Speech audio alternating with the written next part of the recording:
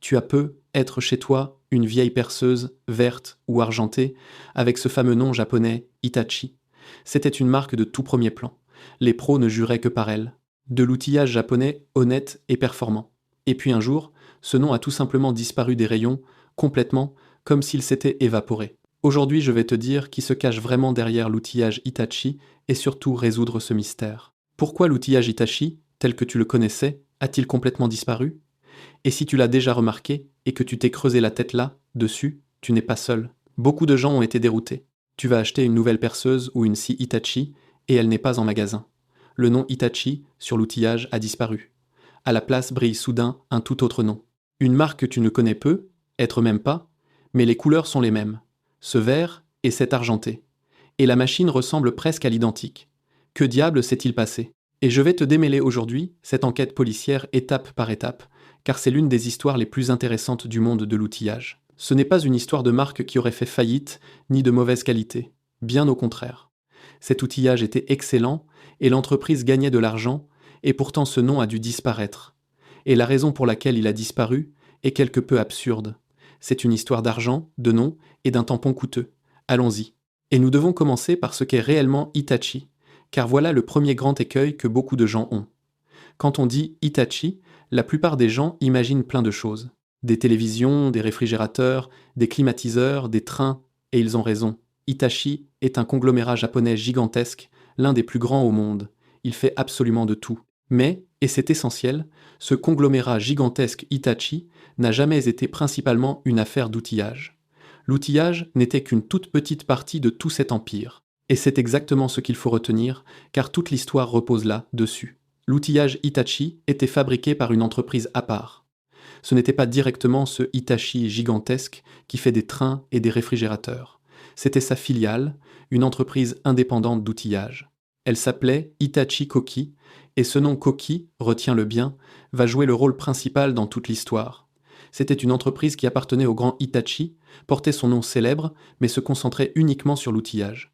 Et cette entreprise Hitachi Koki avait une histoire incroyablement longue et riche. Elle remonte à une époque bien avant la guerre. Ses racines se trouvent dans de petits ateliers japonais qui fabriquaient les premières perceuses électriques et des machines pour les mines. En est née l'une des entreprises d'outillage les plus respectées au monde. Un symbole de la précision japonaise. Elle était réputée pour ses scies, ses ponceuses, ses perceuses et surtout ses cloueuses. C'est pour cela que les professionnels l'aimaient. Et si cette enquête te plaît, fais-moi tout de suite, dès le début, une faveur.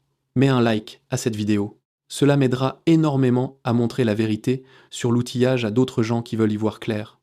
Et écris-moi en bas dans les commentaires si tu as chez toi quelque chose de Hitachi, une perceuse, une scie, une ponceuse, une cloueuse. Je suis très curieux de savoir combien d'entre vous possèdent cette marque et si vous avez seulement remarqué que le nom a disparu. Et récapitulons maintenant comment c'était au début.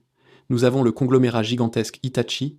Il fait toutes sortes de choses et en dessous nous avons sa filiale, l'entreprise Hitachi Koki, qui ne fait que ce fameux outillage et porte ce nom célèbre. Pendant des années, ça a fonctionné parfaitement ainsi. L'outillage Hitachi était dans le monde entier un gage de qualité. Mais cette petite entreprise d'outillage n'était pour le conglomérat géant qu'une goutte d'eau dans l'océan. Ce n'était qu'une part infime de toute l'activité Hitachi, et c'est exactement ce qui lui a été fatal. Et c'est ici que commence ce changement essentiel, ce tournant qui a tout déclenché. Car le grand conglomérat Hitachi a un jour décidé. Il a décidé de vouloir se débarrasser des choses qui ne relevaient pas tout à fait de son activité principale et de se concentrer sur les grandes choses, l'énergie, les trains, les grands systèmes. L'outillage ne rentrait soudain plus dans cette vision des grandes affaires, et la décision a donc été prise.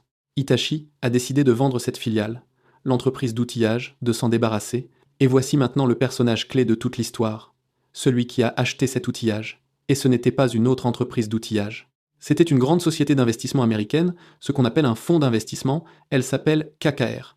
Et c'est terriblement important à comprendre, ce n'est pas quelqu'un qui s'y connaissait en outillage ou qui l'aimait qui l'a acheté.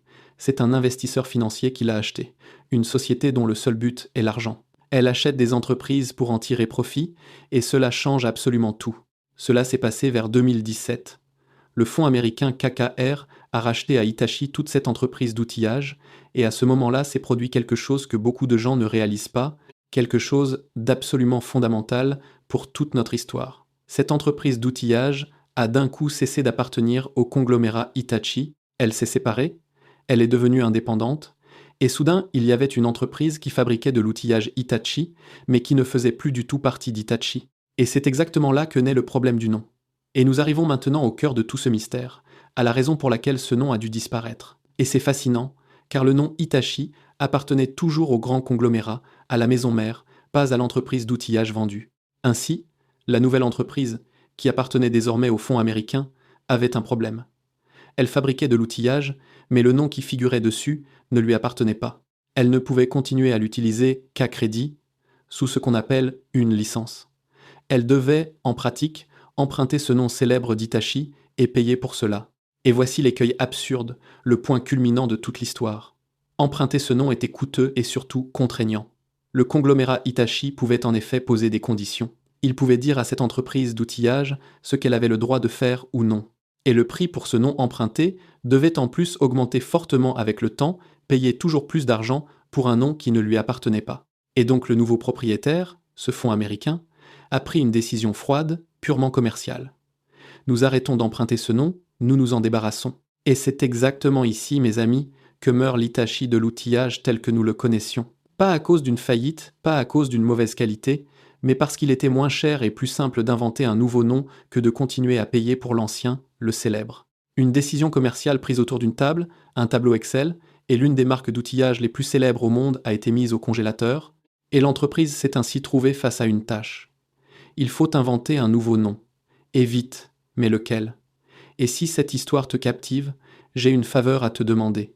Abonne-toi ici. Cela m'aidera énormément à faire d'autres vidéos de ce genre. Et écris-moi en bas, dans les commentaires, de quelle marque tu veux entendre la vérité la prochaine fois. Quel outillage t'intéresse ? Je lis vraiment ces commentaires sous les vidéos chaque jour, et je fais beaucoup d'épisodes exactement selon vos souhaits. Alors n'hésite pas et écris-moi ta marque. Et maintenant revenons à la manière dont ils ont choisi le nouveau nom, et ils en ont inventé deux d'un coup. Un pour le monde et un pour l'Amérique. Et les deux sont, à leur façon, à la fois géniaux et déroutants. Pour la majeure partie du monde, donc aussi pour nous en Europe, un nouveau nom est né, et il est né plutôt astucieusement. Rappelle-toi comment s'appelait cette entreprise d'outillage, Hitachi Koki. Je t'ai dit de retenir ce Koki. Ils ont pris le début du mot Hitachi, c'est A dire H, et ils ont ajouté ce Koki, et un nouveau nom est né, Hikoki. Ça sonne presque comme Hitachi, mais c'est différent. Et c'était un coup intelligent. Le nom Hikoki devait un peu rappeler aux gens l'ancien Hitachi pour qu'ils ne perdent pas complètement le fil. Les couleurs sont restées les mêmes, ce vert caractéristique. Les modèles sont restés les mêmes. La qualité est restée la même.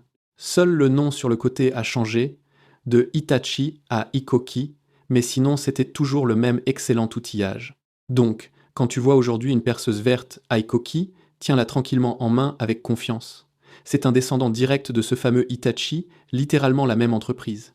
Et voici maintenant la deuxième partie, qui rend toute l'histoire encore plus embrouillée.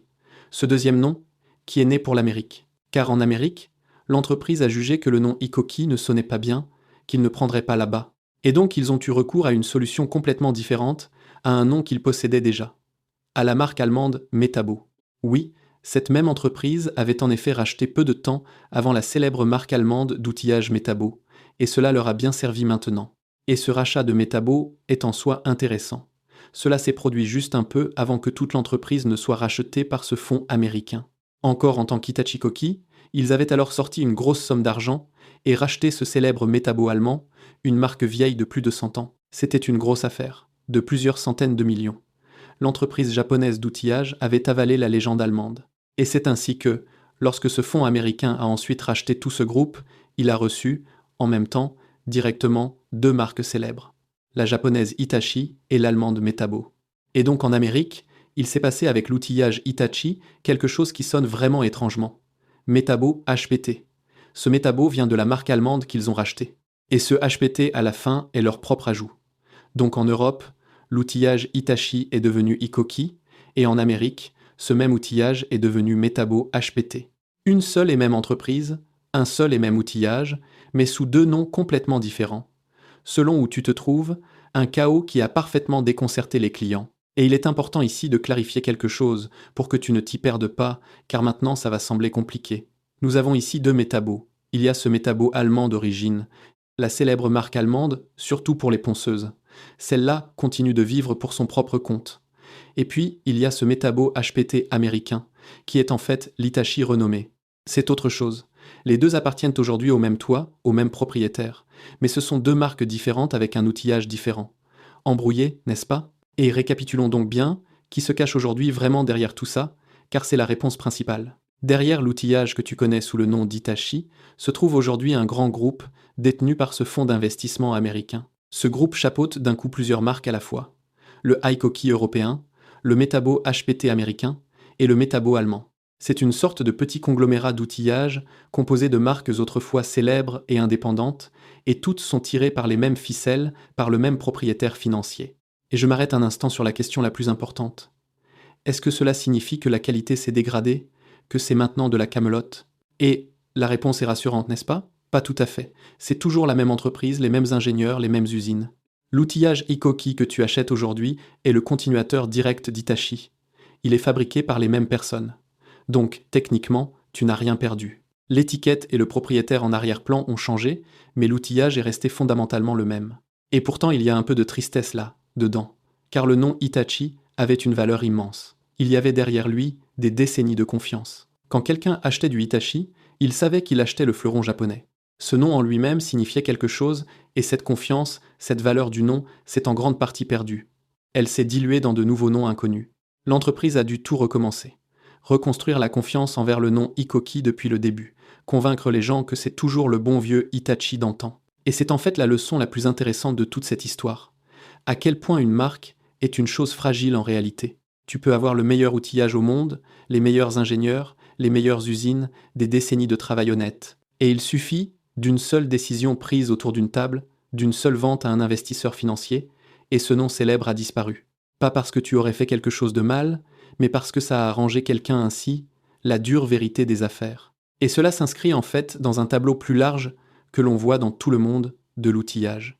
Les grandes marques n'appartiennent aujourd'hui souvent plus à qui tu penses. Ce ne sont plus des entreprises familiales de passionnés. Ce sont souvent juste des noms, des cartes dans les mains de grands groupes financiers. Ils les achètent, les fusionnent, les rebaptisent et les revendent. Exactement comme cela s'est passé avec Hitachi. Et ta tâche, en tant que cliente avertie, est de savoir ce qui se cache vraiment derrière ce nom sur le côté de la perceuse. Et c'est exactement pour cela que je fais ces vidéos. Et Hitachi est loin d'être le seul cas. Quand tu regardes autour de toi dans le monde de l'outillage, tu verras la même chose encore et encore.